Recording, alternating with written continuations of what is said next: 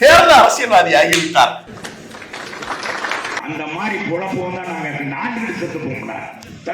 மொத்த வன்மத்தை இறங்கி கழிச்சுட்டாப்ல மனுஷன். ஏன்டா அவனே இவனை யார அண்ணாமலைய இப்படி அடிமுடியில் கை வைத்து அந்த பார்ப்பன வீட்டு பணத்தை சாஸ்வத நிதியை சுவாகா செய்திருக்கிறார் தேவநாதன் அப்படின்றது அவங்களுக்கு பெரிய அதிர்ச்சியை கொடுத்திருக்கும். கையில இருந்து பொருளையும் இழந்து நிக்கிறாங்க. ஆமா, தேர்தல்ல அவங்களுக்காக நிக்கிறவங்க யாரும் ஜெயிக்க மாட்டாங்கன்ற வழி அவளுக்கு பனிஷ்மெண்டே கிடையாதா பாட்டி?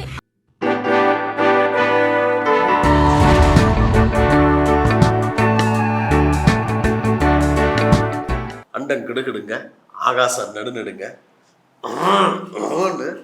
தமிழ்நாட்டுல 2 முக்கியமான அரசியல் சம்பவங்கள் அரங்கேற்றமாகி இருக்கு. தருமபுரியா இல்ல, பிஜேபியில ஒண்ணு, அப்புறம் இன்னொரு பிஜேபி இது அதிமுகல ஒண்ணு, இன்னொரு பிஜேபி இது அதிமுகல ஒண்ணு. ரெண்டுமே நடந்து அரங்கேறி இருக்கிறது. அது ரொம்ப முக்கியமான அரசியல் விவாதங்களாக மாறி இருக்கிறது. முதல்ல லைவ்ல இருக்கிற ஒரு செய்தியா நம்ம சொல்லிடுவோம். அந்த 525 கோடி முறைகேடு வழக்கு மயிலாப்பூர்லயே போய் தேவநாதன் யாதவ் அவர்கள் சுருட்டி இருந்தார். அங்க நடத்தி இருந்த ஒரு அந்த ஆருத்ரா மாதிரி அது ஒரு நிதி நிறுவனமாட்டு இருக்கு.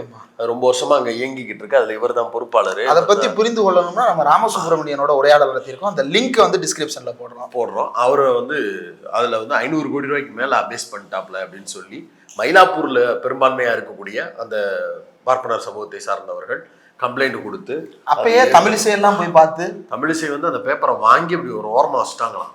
அதெல்லாம் ஒண்ணும் பண்ண முடியாது அப்படின்ற மாதிரி. யார் ஓட்ட நம்பி அங்க நிக்கிறாங்களோ அவங்க கோரிக்கையவே அவங்க ஏத்துக்கல. தோல்வி நிச்சயமாகி விட்டது. அப்பயே அவரை பிஜேபி சார்பா அண்ணாமலை முன்மொழிந்து சிவகங்கை மாவட்டத்துக்கு கேண்டிடேட்டா போட்டார். இதை விட சிவகங்கைக்காரனா எனக்கு இருக்கக்கூடிய வருத்தத்தை நான் வேற என்ன சொல்றது, பதிவு பண்ணிட்டீங்க சிவகங்கைக்காரன். அப்படி அவரை எம்பி கேண்டிடேட்டா வச்சு அழகு பார்த்தாங்க. மயிலாப்பூர்ல நிதி நிறுவனம் நடத்துறாரு.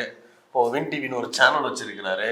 சிவகங்கை கேண்டிடேட்டா நின்னாரு அப்படின்னா இது சம்பந்தப்பட்ட ஏதாவது ஒரு இடத்துல இருப்பாரு அப்படின்னு நம்ம எல்லாரும் நினைக்கலாம். அதுதான் இல்ல, வேற ஒரு மாவட்டத்துல புதுக்கோட்டை பக்கத்துல தலைமறைவா இருந்தாரு. Oh my God. தேடி போய் போலீஸ் அலேக்கா பொருளாதார குற்றப்பிரிவு துறையினர் அலேக்கா தூக்கிட்டு உட்கார வச்சிருக்கிறாங்க. இப்போ அந்த யாருடைய பணங்கள்லாம் இப்போ என்ன கணக்கு காட்டி நீங்க அது திவால் ஆகி போச்சு, அப்படி ஆகி போச்சு, இப்படி ஆகி போச்சு, நான் பொதுத்துறை நிறுவனத்துல முதலீடு போட்டிருந்தேன், எல்லாத்தையும் வித்துட்டாரு, அதனால இது நட்டமா போச்சுன்னு ஏதாவது ஒண்ணு சொல்லணும்ல.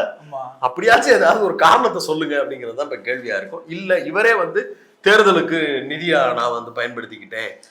அது ஒண்ணு சொன்னாங்க. இவர் சிவகங்கையில நிக்கும் போதே 500 கோடி செலவு பண்றாருன்னு ஒரு தகவல் வந்துச்சு. அதுக்கடுத்து 2 நாள்ல தான் சிட்பண்ட்ல காசை காணும்னு வந்துச்சு. அப்ப அந்த பணத்தை எடுத்துட்டு போய் இவர் என்ன பண்ணிருக்கிறாரு அப்படிங்கறத அடிப்படையில கேள்விகள் எல்லாம் போய்கொண்டிருக்கிறது. இது கம்ப்ளைண்டாவே பிஜேபி கட்சிக்கு உள்ளேயே பலருக்கும் இது வெளிப்படையாகவே தெரியும். இவர் மிகப்பெரிய மோசடி பேர் வழி. இவர் இந்த பணத்தை போராத்தையும் நம்ம மயிலாப்பூர்ல நம்மளுக்கான வாக்கு வங்கியா இருக்கக்கூடிய பார்ப்பன சமூகத்தை சார்ந்தவர்கள்டே இவர் கை வச்சுட்டாரு அப்படிங்கிறது வெளிப்படையாக தெரிந்த உண்மை. இது கேசவ விநாயகத்துக்கும் கம்ப்ளைண்ட் ஆச்சு, தமிழிசைக்கும் கம்ப்ளைண்ட் ஆச்சு. இன்னும் சொல்ல போனா நிர்மலா சீதாராமன் அவர்களுக்குமே இந்த கம்ப்ளைண்ட் போச்சு, கேடி ராகவன் அவர்களுக்குமே இந்த கம்ப்ளைண்ட் போச்சு. பார்ப்பனர்கள் அவர்களுடைய லாபியை எங்கெங்கெல்லாம் பயன்படுத்த முடியுமோ அங்கெங்கெல்லாம் பயன்படுத்தி, ஏன்னா காசை இழந்தவங்க நம்ம இந்த இடத்துல அவங்களை விக்டிமா தான் பாக்குறோம். ஏன்னா அவங்க மேல நீங்க பொலிட்டிக்கலா 1000 காரணங்கள் வைக்கலாம், இப்படி பண்றீங்களே அப்படி பண்றீங்களேன்னு. ஆனாலும் பாவம் அவங்க பணம் போட்டு அதுல இருந்து ஏதாவது 5-10 வருமானம் வந்துடாதா, பொருளாதார மோசடி. அப்ப அதை செஞ்சிருக்கிறாரு அப்படின்னும் போது அது மிகப்பெரிய அளவுக்கு கேள்விக்குறியா மாறுது. இது எல்லாம் தெரிஞ்ச ஒரு நபரை அண்ணாமலை கேண்டிடேட்டாவும் போட்டிருக்கிறாரு அப்படிங்கிறது தான் மிகப்பெரிய அளவு சர்ச்சையா மாறிச்சு. தெரிஞ்சதுனாலதான். ஏன்னா அதுதானே அண்ணாமலைக்கு ஒரு கிரைட்டீரியாவே வச்சிருக்காரு. ஒருவேளை ஆருத்ரா விவகாரம் வரல அப்படின்னா ஆருத்ரா ஹரிஸ் ஏதோ ஒரு தொகுதியில போட்டிட்டு இருப்பாரு. ஆமா, அவர்தான் விளையாட்டு பிரிவு துறைக்கே ஒரு பொறுப்பாளராக போட்டார்ல கேண்டிடேட் எலெக்ஷனுக்கு போது. இதுல முக்கியமானது என்னன்னா அண்ணாமலை காட்டியும் கொடுத்திருக்கிறாரு. அவர் ட்வீட்ல போட்டு அவர் ஒரு ட்வீட் எழுதியிருக்கிறாரு. இந்திய மக்கள் கல்வி முன்னேற்ற கழகத்தின் நிறுவன தலைவர் திரு தேவேந்திரன் யாதவ் அவர்கள் தமிழக காவல்துறையால் கைது செய்யப்பட்டிருக்கும் செய்தி அறிந்தேன். காவல்துறையா பொருளாதார குற்றப்பிரிவா? அது காவல்துறையில் இருக்கக்கூடிய ஒரு பிரிவு தான். அந்த பிரிவு செய்தி அறிந்து விட்டேன். சரி, ஓகே, அறிஞ்சுக்கிட்டீங்களா? அதுக்கு பிறகு மயிலாப்பூர் இந்து சாஸ்வத நிதி நிறுவனத்தில் முதலீடு செய்துள்ளவர்கள் அனைவரும் நீதி கிடைக்க வேண்டும் என்பதில் பிஜேபி தமிழ்நாடு உறுதியாக உள்ளது. தமிழக அரசு முழுமையாக விசாரணை நடத்தி முதலீட்டாளர்கள் அனைவருக்கும் இதனை உறுதி செய்ய வேண்டும். அப்படின்னா என்ன அர்த்தம்? நான் யாதவ் கைதை வந்து கண்டிக்கல அது கண்டிக்கிறது அதுக்கு காரணம் என்ன அப்படின்னா இவங்களுக்கு நீதி கிடைக்கணும்னா எதுக்கு இதோட கோர்த்து வர்றாருன்னா இவருக்கு தெரியும் எதுக்காக அந்த காவல்துறை இவரை கைது பண்ணுதுன்னு. மயிலாப்பூர்ல இருக்கக்கூடிய இந்து சாஸ்வாத நிதி நிறுவனம் அப்படிங்கிறதுல முதலீட்டாளர்கள்ட்ட பணத்தை பூராத்தையும் ஸ்வாகா பண்ணியிருக்கிறாரு. 525 கோடிய நம்ம நண்பன் தான் பண்ணியிருக்கிறாப்ல, நம்ம பங்காளி தான் பண்ணியிருக்கிறாப்லன்னு இவருக்கு தெரியும். அதன் அடிப்படையில் தான் காவல்துறை வந்திருக்கு, கைது செய்திருக்குன்றது தெரியும். இந்த கம்ப்ளைண்ட்டை இவர்கிட்டயே வந்து புகாரா கொடுத்தாங்கல்ல பிஜேபி ஆதரவாளர்கள், பிஜேபியில் இருக்கக்கூடியவர்கள், தங்களுடைய கைப்பணத்தை இழந்தார்கள்ல, அவங்க எல்லாருடைய கண்ணீரும் அவர் அந்த பதிவு எழுதும் போது டிஸ்டர்ப் பண்ணியிருக்கு. ஏன்னா இந்த கண்ணீருக்கு பூரா காரணமானவர் இவரு. அதனால இந்த முதலீட்டாளர்களுடைய கண்ணீரை துடைக்கும் விதமாக காவல்துறை நடந்து கொள்ள வேண்டும் அப்படின்னு கையில் ஆதரிக்கிறாரு. ஆதரிச்சுட்டு அடுத்த வரி ஐயோ ஆதரிச்சிட்டமே அப்படின்ற உடனே அதே நேரத்தில் இவர் மயிலாப்பூர்ல சுருட்டின அதே நேரத்தில் திமுக அரசின் சட்டம் ஒழுங்கு மற்றும் நிர்வாக தோல்வியை சுட்டிக்காட்டும் தேசிய ஜனநாயக கூட்டணி கட்சிகளை அச்சுறுத்தும் முயற்சிகளில் இதுவும் ஒன்று என்றால் if it is so அதனையும் வன்மையாக கண்டிக்குமே கண்டம். தேர்தல் அரசியல்வாதி ஆகிவிட்டார். காவல்துறை வந்து தேசிய ஜனநாயக கூட்டணியில் இருக்கக்கூடிய ஒரு நபர் அப்படின்னு கைது பண்ணல. ஒரு அக்யூஸ்ட், ஒரு கிரிமினல், ஒரு பண மோசடி செய்த நபர், அவரை தேடி போறாங்க. அவரை பிடிக்க வரும்போது வீட்டு வாசல்ல போர்டு போட்டிருக்கு நான் தேசிய ஜனநாயக கூட்டணியின் சிவகங்கை வேட்பாளர்னு. அப்ப போலீஸ்காரங்களுக்கு என்ன தெரியும்? பட்டமா சொல்றேன், மக்களுக்கு புரியணும்ன்றதுக்காக சொல்றேன். இவர் தேசிய ஜனநாயக கூட்டணியில் இருக்கிறார்களா தேடி போல, ஒரு கிரிமினலை தேடி போயிருக்கிறாங்க. கிரிமினலை நீங்க வழக்கம் போல பக்கத்துல வச்சிருக்கீங்க. அதனாலதான் இது நடந்திருக்கு அப்படிங்கறது அண்ணாமலையும் உணர்கிறார். அதனாலதான் அந்த என்றால் இதையும் அப்படியோ இப்படியோ அப்படிங்கிற உருட்டுக்குள்ள கொண்டு வந்திருக்கிறார். ஆக மொத்தத்தில் பிஜேபி கிட்ட இதுக்கு முன்னாடி இந்த சோசியல் மீடியால அந்த மேனே இந்த மேனே அவனே இவனே அப்படின்னு மித்த தலைவர்களை பேசுவாங்கல்ல, அப்படி பேசி கொண்டிருக்கக்கூடியவர்களை கைது செய்யும் போது எழுந்திருக்கக்கூடிய எதிர்ப்பு குரல் கூட இப்போது இவருடைய கைதுக்காக நடக்காது. ஏன்னா பாதிக்கப்பட்டவர்கள் பெரும்பாலும் பிஜேபி ஆதரவாளர்கள். இவரால், இந்த யாதவ் என்கிற நபரால் பாதிக்கப்பட்டவர்கள் பெரும்பாலும் பிஜேபியை சார்ந்தவர்கள். ஒருவேளை அண்ணாமலை தரப்பினரோ அவருடைய வார் ரூமோ அல்லது பிஜேபியில் இருக்கக்கூடிய முக்கிய நபர்களோ இவருடைய கைதை எதிர்த்து கண்டிக்கிறார்கள் என்று சொன்னால் மயிலாப்பூர் நடுநடுங்கும், கிடுகிடுக்கும். ஆனா அவங்க பூரா பேரும் அவ்வளவுதான் வெளியில வந்து நின்று போராட்டம் பண்ணாங்கன்னா தாங்கவே முடியாது. ஆமா, ரொம்ப நாளா ஏடிஎம்கேவை ஆதரித்து கொண்டிருந்தவர்கள் முதல் முறையா இந்த தடவை நம்மவாவே நிக்கிறாங்க, பாஜகவே நிக்குது, அதிமுக இந்த தடவை சீன்லயே இல்ல, நம்ம அங்க ஆதரிக்கலாம்னு நினைச்சுக்கிட்டு இருக்கும் போதே இப்படி அடிமுடியில் கை வைத்து அந்த பார்ப்பன வீட்டு பணத்தை சாஸ்வத நிதியை சுவாகா செய்திருக்கிறார் தேவநாதன் அப்படின்றது வந்து அவங்களுக்கு பெரிய அதிர்ச்சியை கொடுத்திருக்கும். கையில இருந்து பொருளையும் இழந்து நிக்கிறாங்க. ஆமா, தேர்தல்ல அவங்களுக்காக நிக்கிறவங்க யாரும் ஜெயிக்க மாட்டாங்கன்ற வழி ஒரு பக்கம் அவங்களுக்கு இருக்கு. அவளுக்கு பனிஷ்மெண்டே கிடையாதா பாட்டி? அப்படி நினைக்காத அம்பி. அதே நேரத்துல நம்மளை காப்பாத்த வரப்போறேன் அப்படின்னு சொல்லி நம்ம ராமனை காப்பாத்துறேன், நம்ம கடவுளை காப்பாத்துறேன்னு சொல்றவங்க நம்மளையே வந்து இப்படி உபதி அடிச்சுட்டாங்களே அப்படிங்கிற கோபமும் அவங்களுக்கு. உங்களை ஆதரிச்சதுல அவங்களுக்கு மக்கள் ஆதரவும் இழக்குது, இந்த மாதிரி பணமும் இழக்குது. எவ்வளவு கொள்ளையடிக்கிறீங்க நீங்க அவங்களுடைய மக்கள் ஆதரவையும் பணத்தையும். எனக்கு என்ன கேள்வினா, குறைஞ்சபட்சம் ஒரு சில ஆண்டுகளா நீங்க அவங்களுக்கு தானே விசுவாசமா இருந்தீங்க. இப்ப அதுவும் இல்லைன்னா நீங்க யாருக்குதான் விசுவாசமா இருக்கீங்க? புரியலையே. அது ஹிண்டன்பர்க்கு தான் தெரியும். அப்ப பெரும் முதலாளிகளுக்கு, கார்பரேட்டுகளுக்கு விசுவாசத்தை காமிக்க ஆரம்பித்திருக்கிறது அப்படிங்கிறது தான் வெளிப்படையா நம்மளுக்கு தெரியுது. இப்ப இவர்களுடைய கோர் ஓட் பேங்கா இருக்கக்கூடியவர்களையும் இவர்கள் வந்து நடுத்தருவுல நிறுத்திட்டாங்க. இடைநிலை சமூகங்கள் இருக்கிறவர்களையும் அடிதடி ஆட்களா பயன்படுத்துவது, தலித்துகளையும் அப்படியே பயன்படுத்துவது. கேஸ் ஏதாவது ஒண்ணு நடந்துச்சுன்னா முக்கிய குற்றவாளிகள்னு தேடி போகும்போது பிஜேபி மாநிலத்தினுடைய பட்டியல் பிரிவு தலைவரா இருக்கிறது, அப்புறம் ஓபிசி பிரிவு தலைவரா இருக்கிறதுன்னு அவங்க எல்லாரையும் அக்யூஸ்ட் கேட்டகரியில அவங்களை பூரா அடியாட்களா பயன்படுத்துறதுக்கு ரெப்ரசன்டேஷன் கொடுத்து வைக்கிறதுன்னு சமூகங்களுடைய பிரதிநிதித்துவத்தை பூராபத்தையுமே மிக மோசமாக மலினப்படுத்தும் விதமாக ரெப்ரசன்ட் பண்ணி வச்சுக்கிட்டு யாருக்கு உண்மையாக அவர்கள் இருக்கிறார்கள் அப்படிங்கறதா மிகப்பெரிய ஆபத்தாக மாறி இருக்கிறது. ஆமா, இப்ப இப்படி ஒரு, அதாவது ஒருத்தர் வந்து ஒரு சிட்பண்ட் ஒருத்தர் கட்சியில சேர்க்கும் பொழுது அவருடைய ஓரளவு பேக்ரவுண்ட் எல்லாம் பார்ப்பாங்க. அதை தாண்டி சில குற்றங்கள் நடக்கிறது அப்படின்றது இயல்பானது. இவர் என்ன பண்ணியிருக்கணும், இப்படி சிட்பண்ட்ல மோசடி நடந்துருச்சுன்னு செய்தி வந்ததற்கு பிறகாவது நடவடிக்கை எடுத்திருக்கணும். அப்பதான் கேண்டிடேட் அனௌன்ஸ் பண்றாரு. அப்ப என்னன்னா, நான் உனக்கு பாதுகாப்பு கொடுக்கிறேன் அப்படின்னு அறிவிக்கிறாரு. ஏன்னா கேண்டிடேட்டை அனௌன்ஸ் பண்ணதுக்கு பிறகு திமுக கை வச்சா எங்க கேண்டிடேட்டை திமுக அரசியல் கைது செய்கிறதுன்னு சொல்லிட்டு ஈடிக்கு மாற்றாக இந்த கைதை வந்து பிரசன்ட் பண்ணிடலாம் அப்படின்ற ஐடியால இவரை கேண்டிடேட் ஆக்குறது, அதன் மூலமாக செலவுக்கு பணம் எடுப்பது அப்படின்ற வேலைகள் நடந்திருக்கலாம் அப்படின்றதான சந்தேகமா வருது. ஆமா, கரெக்ட் தான். இப்ப திமுக சார்பில் போட்டிக்கு வேட்பாளராக நிறுத்தப்பட்ட அந்த கொங்கு பகுதியை சார்ந்த ஒருத்தர் சாதி வெறியோடு பேசி இருந்தாருன்னு உடனே ஆமா, கண்டனங்கள் வந்து திமுக தரப்புல இருந்தே எழுந்தது. ஏங்க தலைவரே, நம்ம நாளை பின்ன அருந்ததிர் மக்கள்கிட்ட ஓட்டு கேட்க போறோம், மித்தபடி இடைநிலை சமூகங்கள்ல செக்யூலர் ஃபோர்ஸ் கிட்ட ஓட்டு கேட்க போறோம், தலித்துகள்கிட்ட ஓட்டு கேட்க போறோம், இதெல்லாம் நடந்துகிட்டு இருக்கும்போது இப்படி ஒரு சாதி வெறி ஏற்படி பேசி இருக்கிறாரு. இதை போய் வச்சுக்கிட்டு நம்ம எப்படி தலைவரை போய் பிரச்சாரம் பண்றது? பிசிக மாதிரியான சமூக நீதி இந்த மாதிரி சாதி ஒழிப்பு பேசக்கூடிய கட்சிகள் எல்லாம் கூட்டணியில் வச்சிருக்கும் போது இது பெரிய அளவுக்கு நம்மளுக்கு ஒரு நெருக்கடியை கொடுக்கும் தலைவரேன்னு முதல்வரிடம் எடுத்து சொல்லும் போது அதுக்கு அந்த காணொலி எல்லாம் கிடைக்க வந்த உடனே தமிழ் திமுக அரசு கூட்டணி கட்சி, இத்தனைக்கு அவங்களோட கேண்டிடேட் கிடையாது, கூட்டணி கட்சிப்பா, ஆனாலும் நான் சொல்லி பாக்குறேன்னு சொல்லி அவரை கூப்பிட்டு அந்த ஈஸ்வரன் நினைக்கிறேன் அவர்கிட்ட தான் பேசினாங்க நினைக்கிறேன், அவரை பேசி உடனடியாக அவரை நீக்குங்கன்னு சொல்லி அவரை நீக்கிட்டு புது கேண்டிடேட் போட்டாங்க. குறைந்தபட்சம் மக்கள் நலனில் மக்களுடைய பிரச்சனைகளில் இருந்து வரக்கூடிய குரலை கேட்கும் தலைவர்கள் இருக்கும் பட்சத்தில் இந்த மாதிரி விஷயங்கள் மாற்றங்கள் உடனடியாக நடக்கும். திருப்பி அவர் ஜெயிச்சிட்டாரு, உள்ள போயிட்டாரு, 40 கிளீன் ஸ்வீப் உள்ள போயிட்டாங்க. நீங்க மாறா மக்கள் பணத்தை அடித்தவர்களுக்கு தான் வாய்ப்பு கொடுக்க முடியும், ஏன்னா அவன் தான் செலவு பண்ணுவான். அப்ப கட்சி அரசியல் என்பதே செலவு கணக்கை காட்டுவது, அதிலிருந்து லாபம் அடைவது அப்படிங்கிற நோக்கத்தோடு போய் நின்னீங்கன்னா உங்களை நம்பக்கூடிய, உங்களுக்காக வந்து தெருவில் நிற்க வேண்டும் என்று நினைக்கக்கூடிய கூட்டத்திற்கு கூட உங்களால் உண்மையாக இருக்க முடியாது அப்படிங்கிறது தான் இதுல வந்து வெளிப்படையாக தெரிகிறது. இன்னொரு அதிர்வலைகளை ஏற்படுத்திய சம்பவம், இப்படி அண்ணாமலையே பொடி வச்சு பேசிக்கிட்டு இருந்த இந்த நேரத்துல அண்ணாமலைக்கே வெடி வைத்திருக்கிறார் நம்ம முன்னாள் அமைச்சர், மதுரை மண்ணின் மாணிக்கம், செல்லூரின் செல்ல குழந்தை, எங்கள் ஆறுயிர் அண்ணன் செருமாக்குள் செல்லூர் ராஜா அவர்கள் ஒரு மாபெரும் அதிர்வலைகளை உருவாக்கக்கூடிய ஒரு பேச்சினை தங்களுடைய மாவட்ட கழக நிர்வாகிகள் நினைக்கிறேன், பூத் ஏஜென்ட் மீட்டிங்கோ ஏதோ ஒரு சம்திங், நான் அதை கிளாரிஃபை பண்ணிக்கிறேன், மறந்துட்டேன். அவங்கள்ட்ட முன்னாடி உட்கார்ந்து பேசும்போது ரொம்ப எமோஷனலா இறங்கி அடிச்சிருக்கிறாரு. அந்த பேச்சு கிட்டத்தட்ட ஒரு 15 நிமிடத்திற்கு மேற்பட்ட ஒரு உரை.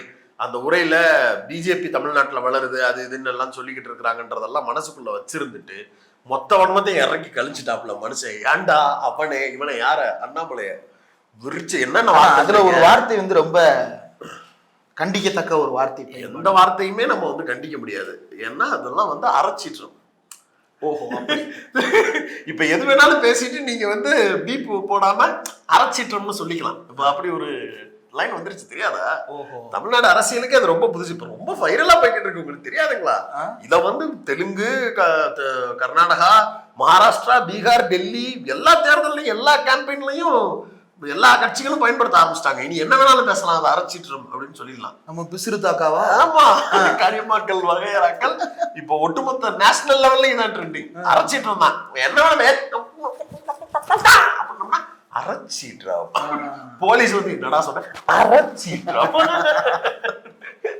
இதேதான் சார் நம்ம எச்ராஜா பண்ணிட்டு தெரிஞ்சாரு, அரைச்சிட்டம்ன்ற பேர்ல கோர்ட் ஆவது டேஷ் ஆவதுன்றது, அதுக்கப்புறம் வைரமுத்தை பற்றி அபாசமாக பேசுவது, இப்படி அவர் பேசி கொண்டிருந்தார். அப்புறம் சீமான் பேசி கொண்டிருந்தார். ஆமா, அந்த அடிப்படையில் இது ஒரு அரைச்சீற்றம். அதுல முக்கியமா நீங்க குறிப்பிட வந்து அந்த வார்த்தை ரொம்ப முக்கியம், கண்டனத்துக்குரியது.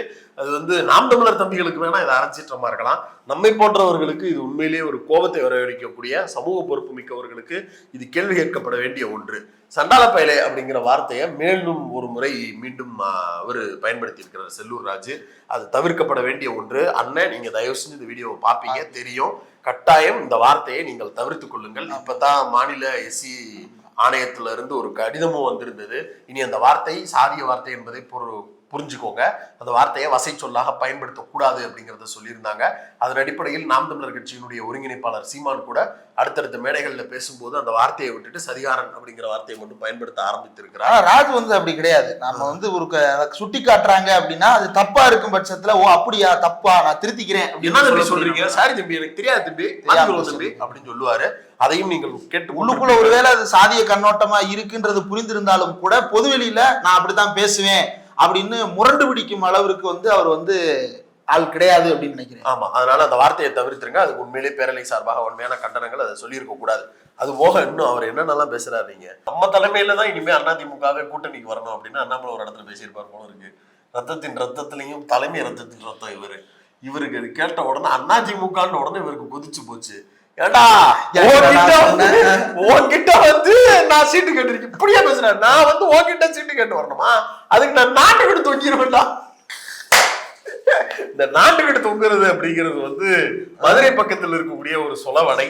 அந்த பகுதிகளில் நீங்க சகஜமா கேட்கலாம். நான் வந்து சூசைட் பண்ணிப்பேன் அப்படிங்கிறது தான் அந்த மாதிரி குழப்பம் தான் நாங்க நாட்டுக்கிட்ட செத்து போகணும். இன்னும் நிறைய தருதலை அப்படிங்கிறாரு. அவன் சொல்றான் சார் உனக்கு ஏதாவது தகுதி இருக்கு இப்படி எல்லாம் பேசி இருக்கிறாரு. தருதலை அவன் சொல்றான் நீ எல்லாம் பேசுறதுக்கு உனக்கு என்னடா தகுதி இருக்கு.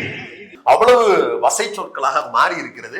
என்னதான் ஒரு அரசியல் கட்சியினுடைய முக்கிய தலைவர் இன்னொரு அரசியல் கட்சியினுடைய முக்கிய தலைவரை ஒருமையில இந்த மாதிரி பேசக்கூடாது அப்படிங்கிறது இருந்தாலும் கூட ரத்தத்தின் ரத்தமாக அதிமுக காரர்களுக்கு இருக்கக்கூடிய ஒரு கோபம் அப்படிங்கிறதன் அடிப்படையில் இந்த விஷயத்தை கேள்வியாக முன்வைக்கலாம். இந்த வார்த்தைகள்ல நம்மளுக்கு உடன்பாடு கிடையாது, பட் கேள்வியாக முன்வைக்கலாம். அவர் பேசியிருக்கக்கூடிய இதுல ரொம்ப முக்கியமான புள்ளி ஒண்ணு, எடப்பாடியையும் இங்க இருக்கக்கூடிய அதிமுகவையும் அனுசரித்து நீங்கள் போயிருந்தால் இன்னைக்கு இந்த மாதிரி நீங்க பேசிதான் ஒட்டுமொத்தமா மெஜாரிட்டியா இருந்த ஒரு சென்ட்ரல் கவர்மெண்ட்டை நீ வந்து பேசியே கூட்டணி சர்க்காரா மாத்தி வச்சுட்ட அப்படிங்கிற குற்றச்சாட்டையும் அண்ணாமலை மீது வைத்திருக்கிறார். which means நாங்க கூட்டணியில இருந்தா ஒரு 30 சீட்டு ஜெயிச்சு உங்களுக்கு ஆதரவு கொடுத்திருப்போம். ஒரு 15 சீட்டை சொல்லுங்க. நீங்க நிதிஷ் கிட்ட வந்து இப்ப கெஞ்சுறதுக்கு எடப்பாடி கிட்ட நீங்க கெஞ்ச தேவையில்ல. சிதப்பா எழுத்து போடுங்க அப்படின்னா போன்ற போறாரு. நேரா ராயப்பேட்டையில வந்து பாஜக கூடிய நட்டுட்டு போயிடலாம். அவருக்கு என்ன ப்ளீஸ் அப்படின்ட்டு போயிடுவார்ல. அப்படியான எல்லா வாய்ப்புகளையும் ஒன்னாலதாயா கெடுத்தேன், ஒன்னால நீ கெட்ட என்னால நான் கெட்டேன் அப்படின்னு ஒரு மண்ணள்ளி தூத்துவதற்கு உண்டான சொலவடையில அவர் வந்து அள்ளி தெளிச்சிருக்கார். நல்லா இருப்பியா நீ நாசமா போயிருவேன் அப்படிங்கிற மாதிரி அள்ளி தெளித்திருக்கிறார். எதனால செல்லூர் ராஜு இப்படி ஒரு கோபப்படுகிறார் அப்படிங்கிறத நம்ம விசாரிக்கும் போது கடுமையாக அதிமுகவுக்குள்ள அதிருப்திகள் எழுந்திருக்கிறது. அந்த அதிருப்தியில் அதிமுகவில் பிஜேபி கூட்டணியை சேர்த்து கொள்ள வேண்டும் அப்படின்ற கோரிக்கையை முன்வைத்ததில் செல்லூர் ராஜுவும் ஒருவர் அப்படிங்கிறது வந்து மேலும் மேலும் எடப்பாடி தரப்பினருக்கு சொல்லப்பட்ட செய்தியாக இருந்தது. அதோடு சேர்த்து இங்க மதுரையில தொகுதி வேலையில ஒழுங்கா செல்லூர் ராஜு செயல்படல அப்படிங்கிற குற்றச்சாட்டு முன்வைக்கப்பட்டிருந்தது. அது எல்லாத்தையும் அந்த களங்கத்தையும் போக்குவதற்கு உண்டான தேவையாகவும் வடிகாலாகவும் செல்லூர் ராஜுவுக்கு ஒரு மேடை தேவைப்பட்டிருக்கிறது. அதை ப்ரூவ் பண்ணும் விதமாக அண்ணன் நான் அப்படி கிடையாது, உண்மையான ராணாவுக்கு ராணா அப்படின்னு சொல்லி ப்ரூவ் பண்ண வேண்டிய, நான் கழகத்துக்காக எது ஒண்ணுனாலும் முன்னாடி வந்து நிக்கக்கூடிய கள போராளின அப்படிங்கறத ப்ரூவ் பண்ண வேண்டிய பொறுப்பு அவருக்கு இருக்கிறது. அதனால ஒருபடி மேல போய் எடப்பாடிக்கு அண்ணாமலையை பிடிக்காதா, அப்ப நான் 2 மடங்கு பிடிச்சு காட்டுறேன் பாரு அப்படின்னு சொல்லிட்டு 2 அடியை சேர்த்து அடிச்சிருக்கிறாப்ல. ஏன் ஜெயக்குமார் மட்டும்தான் வந்து அடிக்கணுமா, அடிக்க மாட்டேனா எனக்கு தெரியாதா? இந்த பக்கம் பிஜேபி தரப்புல அண்ணாமலைக்கு பொறுப்பு மாற்றப்படுகிறது, வெளிநாட்டுக்கு படிக்க போறது உறுதினா அவரே முந்தானேத்து பேட்டியிலையும் சொல்லிட்டாரு. அதன் அடிப்படையில மாத்த போறாருன்னு தெரிஞ்சதுக்கு பிறகு இனி மரியாதை ஆளுங்கரோட ஓடி வந்தான்னா நம்ம அவனுக்கு அடிமை, அவன் சட்டம் கூட்டிட்டு ஓடினான்னா அவன் அவனுக்கு அடிமை. அவன் கிளம்புற மூட்ல இருக்கிறாருன்ற உடனே எகிரி வேற ஒரு அடியை போட்டிருக்கிறாரு. ஆனா பொலிட்டிக்கலி ஸ்பீக்கிங் இந்த ஆதங்கம் அதிமுகவில் இருக்கக்கூடிய பலருக்கும் இருக்கக்கூடிய ஒரு ஆதங்கமாகத்தான் இருந்தது. ஏன்னா பல இடங்களில் அதிமுகவை ரொம்ப குறைத்து மதிப்பிடுவதும் மிக மோசமாக மொழிகளில் அருவருப்பாக பேசுவதும் அப்படிங்கிறது அண்ணாமலையுடைய வழக்கமாக இருந்தது. அதனால அதிமுகவை சார்ந்தவர்கள் பலரும் மிக கடுமையான கோபத்தில் இருந்தார்கள். அந்த கோபத்திலிருந்து வந்த வார்த்தை இந்த வார்த்தை. பொதுவாவே வந்து லோக்கல்ல ஏதோ ஒரு பிரச்சனை அப்படின்னா வந்து இந்த கரவேட்டியை கட்டிட்டு போய் நிக்கிறது அப்படின்றது வந்து அது ஒரு செல்வாக்கான விஷயம். அதை கட்டிட்டு போய் நிக்கிறாங்க அப்படின்னா டக்குன்னு அவனு வந்து வார்த்தை விட மாட்டாங்க, கொஞ்சம் கவனமா பேசுவாங்க அப்படின்ற ஒரு இது இருக்கும். திமுக அதிமுக இப்படி வந்து முக்கியமான கட்சியை கம்யூனிஸ்ட் கட்சியை சேர்ந்தவங்களை கூட கூட்டிட்டு போவாங்க, இதை கேட்டு கொடுங்க அப்படின்னு சொல்லிட்டு. அப்படி போய் நிக்கிற இடத்துல பாஜக காரங்க புதுசா காய்வெட்டியை கட்டிட்டு வந்துட்டு என்ன இவங்களாம் கூட்டு வரீங்க, நம்ம பேசிட மாட்டோமா அப்படின்னு சொல்லிட்டு உள்ள புந்து பேசும்போது லோக்கல்ல இருக்கிற அதிமுக காரன் வந்து காண்டாவறான். நான் கூட்டணி வச்சதுனால தானே நீ கரவேட்டியை கட்டிட்டு வந்து இங்க நின்று என் கூட பஞ்சாயத்து பண்ற, இப்ப நான் கூட்டணி வைக்கிறேன்னா உனக்கு இந்த மரியாதை கிடைச்சிருக்குமா? நான் கூட்டணி வச்சதுனால தானே போலீஸ் ஸ்டேஷனுக்கு போய் நீ பஞ்சாயத்து பண்ண போற, நான் கூட்டணி வைக்கிறேன்னா உனக்கு கிடைச்சிருக்குமா? அப்ப என்னாலதான் நீன்றத உனக்கு புரிய வைக்கணும் அப்படின்ற கோவம் வந்து அதிமுக காரங்களுக்கு வந்து களத்துல இருக்கு. பொல்லாத படத்துல கிஷோர் சொல்லுவாப்ல இல்ல, அண்ணன் இல்லன்னா உன்னை போட்டுருவானுங்கடா. ஆமா, அது மாதிரி அண்ணனா கிஷோரா தான் அதிமுக இருந்திருக்கு. உண்மை. பேசாம அவங்க மேல விமர்சனங்கள் உண்டு.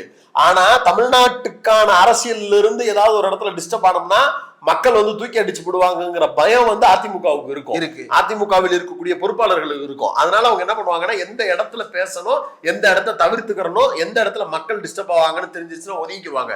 ஈவு இறக்கமற்றவர்கள் பிஜேபியை சார்ந்தவர்கள், அவங்களுக்கு வந்து ஒரு இளவு விழுந்துருச்சுன்னா அதுல எப்படி சாதி கலவரத்தை உருவாக்கலாம், அந்த பொண்ணு மேட்டர்ல மருந்து குடிச்ச மேட்டர்ல ஒரு மத கலவரத்தை உருவாக்குவதற்கு வேலை பார்த்தாங்க. இப்ப கள்ளக்குறிச்சியில கூட போய் பண்ணாங்க ஒரே மாதிரி பண்றாங்க. இப்படி வந்து எது ஒண்ணு நடந்தாலும் அதை வந்து ஒரு சமூக பதட்டத்தை உருவாக்கக்கூடிய இரு சமூகங்களுக்கு இடையிலான பிரச்சனையாக மாற்றக்கூடிய அளவிற்கான கும்பல். பட் அதிமுக அதை செய்யாது. அப்ப இது எல்லாமே நம்மளை பயன்படுத்திக்கிட்டு இவங்க செஞ்சுக்கிட்டு இருக்கிறாங்க. முன்னாடி அதிமுக முகத்தை வச்சுக்கிட்டு பிஜேபி தன்னுடைய பாசிச வேலைகளை செய்யுதுங்கிற ஆள பொறுக்காத அந்த தாள பொறுக்காத வலிமாங்கல்ல, அந்த வழியிலிருந்து ஒரு கோபம் வர ஆரம்பிக்குது. ஆமா, அது உண்மையிலே தமிழ்நாட்டினுடைய கோபமா தான் புரிஞ்சுக்கணும். கரெக்ட். அந்த கோபத்தை வந்து செல்லூர் ராஜுவும் வெளிப்படுத்தி இருக்கிறார். என்ன ஒண்ணு இடிக்குது அப்படின்னா, எல்லா கோபத்தையும் கடைசியில கொண்டு வந்து நேரம் நான் இருந்திருந்தா உங்களுக்கு எவ்வளவு சீட்டு கிடைச்சிருக்கு தெரியுமா, அப்படி வந்து முடிஞ்சிருது. அதுதான் இடிச்சுக்கிட்டே இருக்கு. அது உண்மைதான். ஏன்னா அதை மீறி அவங்களால வர முடியல. ஏன்னா இந்த பக்கம் காங்கிரஸ் வந்து திமுகவோட ரொம்ப ஸ்ட்ராங்கா ஒரு டாமினன்ட் ரோல் பண்ணிக்கிட்டு இருக்கிறாங்க. நீங்க வந்து குறுக்கா பல ஏஜென்ட்களை அனுப்பி பார்த்தாங்க. ஆனா அவங்க மூலமா எதுவுமே காங்கிரஸ் பிரிஞ்சு வர மறுக்கிறாங்க. டெல்லி வரைக்கும் போயிட்டு வந்தாங்க, ஒண்ணும் பண்ண முடியல. அப்ப தங்களுக்குன்னு இருக்கக்கூடிய சென்ட்ரல் அலைன்ஸுக்கு பிஜேபி தான் ஒரு வாய்ப்பு. மோடியை வில்லனா காட்டுறதுக்கு இவங்க யாருக்கும் தைரியம் இல்லை, அவங்க அதுக்கு விருப்பமும் படல. அப்ப என்ன பண்றாங்க, நேச்சுரலாவே தெரியலையான்னு தெரியல. அவங்களுக்கு பல பிரச்சனைகள் இருக்கு. பாவம், அவங்க ஒரு பவர்லெஸ்ஸான பவர் சென்டரை அனுபவிக்கிற நபர்களா இருக்கிறாங்க, பவர்லெஸ்ஸாவும் இருக்கிறாங்க. அப்ப அது அவங்களுக்கு வந்து யாராவது பவர்ஃபுல் மனிதர்கள் மத்தியில நம்ம இருந்தா தான் இது இயங்க முடியும் அப்படிங்கிற இடத்துக்கு வர்றாங்க. என்ன இருந்தாலும் பிரெயின் இருந்தா தானே பவர்லெஸ் செய்யும் அப்படிங்கிற இடம் வந்து நிக்கிறாங்க. அதுல இருந்து நீங்க இப்படி பேசுறீங்கன்றத புரிஞ்சுக்க முடியுது. பட் அது வந்து அவங்களுக்கு ஒரு பெரிய டயர்டை கொடுக்குது. இப்ப என்ன பண்ணலாம், மோடியை எதிர்க்க வேணாம். அப்ப யாரு ஈஸியா அட்டாக் பண்ணக்கூடிய ஒரு நபர், அண்ணாமலை. அடிச்சிருவோம், அடிச்சுன்னா அண்ணாமலையை அடிச்சு பாத்துறது. அண்ணாமலையும் அதுக்கு ஏத்த மாதிரி பொய்களை பேசுறது, திருப்பி இது ப்ரோவோக் ஆகி, அவரும் பாவம் சின்ன பையன் தான். அரசியல்ல செல்லூர் ராஜு, எடப்பாடி இவங்க எல்லாரையும் கம்பேர் பண்ணும்போது அவர் சின்ன பையன் தானே. அப்பதானே வந்தார், ஒரு 4 வருஷம் வந்த உடனே அதிகார பதவி இதெல்லாம் கொடுத்து பார்த்தோம்னா அவருக்கே இருக்கக்கூடிய அந்த குடுகுடுப்பு தன்மையில அவர் ஒரு 4 வார்த்தையை பேசி போடுறது. அதுக்கு பிறகு டம்முன்னு அவங்க வந்து அடிக்கிறதுன்னு இது இப்படி ஒட்டாமையே போய்கிட்டு இருக்கு. இப்படி ஒரு சூழல் தொடரும் பட்சத்தில் 26 கேக் வாக் ஃபார் டிஎம்கே அவங்க சுலபமா ஜெயிச்சுட்டு தங்களுடைய வெற்றி கனியை 2வது முறை ஒட்டுமொத்த வரலாற்றில் முதல் முறையாக சுவைக்க போகிறார்கள். திமுக as a பார்ட்டி 2 தடவை தொடர்ந்து ஜெயிச்சிருக்கு. ஒரே முதலமைச்சர் 2 தடவை ஜெயிக்கிறது அப்படின்றது நடக்கல. 67 அண்ணா ஜெயிச்சாரு, அதுக்கு பிறகு கலைஞர் முதலமைச்சராக பொறுப்பேற்று அந்த ஆட்சி முடிந்து அது மறு தேர்தலையும் அவங்க தான் ஜெயிக்கிறாங்க. திமுக 2 தடவை ஜெயிச்சிருக்கு, ஆனா ஒரு தலைவர் 2 தடவை ஜெயிக்கிறது அப்படின்றது வந்து சாத்தியப்படல. அப்போ இது வந்து அறிவாலய வட்டாரத்திற்கு இன்னும் பல விஷயங்களை யோசிக்க தூண்டுகிறது. காங்கிரஸ் ஒருவேளை வெளியே இருக்கலாமான்ற மாதிரிலாம் கேசியங்கள் பரப்படப்படுகிறது. அதுவும் என்ன நடக்குது அப்படின்றது பொறுத்திருந்துதான் பார்க்க வேண்டும். ஆனா தேசிய தலைமையை பொறுத்த வரைக்கும் இங்க காங்கிரஸ் தனியா உதிர்ந்தா அது அவ்வளவுதான். அதுவே வந்து ஒரு பிஜேபிக்கு ஸ்ட்ராட்டஜிக் விக்டரி தான். தேசிய அளவில் அது இந்தியா கூட்டணியை உதுத்து போடுறதுக்கு இந்த ஒரு முத்து போதுமானதாக இருக்கும். அதனால அதுவும் நடக்க வாய்ப்பில்லை. திமுக அதே கூட்டணி, அதாவது எத்தனை வருஷமா ஒரே கூட்டணி பாருங்க, 2019, 2021, 2024 அப்படின்னு வரிசையா கிட்டத்தட்ட 5 ஆண்டுகளுக்கு மேல ஒரு கூட்டணி வந்து சர்வைவ் ஆகுறதுன்றது வந்து பெரிய விஷயம். அதை சாத்தியப்படுத்தி காட்டியிருக்கிறார்கள். இந்த பக்கம் உதிர்ந்து தனித்தனியா இந்த தடவை 4 எதிர் முகாம்கள் கண்ணில் தென்படுகின்றன. திமுகவுக்கு அது கேக் வாக் தான். நன்றி.